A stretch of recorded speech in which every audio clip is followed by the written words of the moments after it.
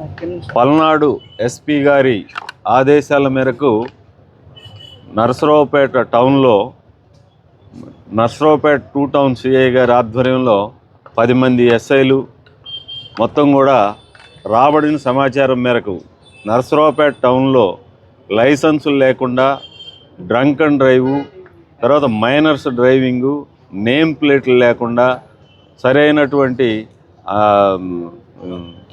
Documents లేకుండా తిరుగుతున్నవి, గంజాయి కూడా తాగి తిప్పుతున్నట్టు కూడా సమాచారం రావడంతో ఈ రోజున 5 గంటల నుంచి 7 గంటల వరకు మరి స్పీడ్గా చెక్ చేయడం జరిగింది.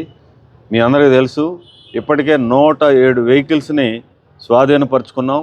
వీటికి సరైన డాక్యుమెంట్స్ లేవు, సరైనటువంటి డ్రైవింగ్ చేయకుండా మరి ఉన్న వెహికల్ కూడా పట్టుకోవడం జరిగింది. మరి ఈ యొక్క వెహికల్స్ ఓనర్లని ఇప్పుడు చెక్ చేయడం జరుగుతుంది. ఎవరైనా సరే సరైనటువంటి డాక్యుమెంట్స్ తీసుకుని వస్తేనే ఈ వెహికల్స్ని వాళ్ళకి హ్యాండ్ ఓవర్ చేస్తాం, లేదంటే ఈ వెహికల్స్ అన్నిటిని కూడా సీజ్ చేసి కోర్టులో పెట్టడం జరుగుతుంది.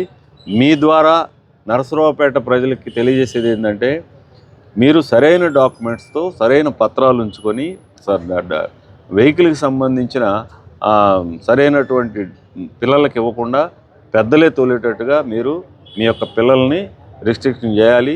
అదేవిధంగా టౌన్లో తాగి కూడా డ్రైవింగ్ చేస్తూ ఉన్నారు. అదేవిధంగా కొంతమంది గంజా సేవించి కూడా చేస్తూ ఉన్నారు.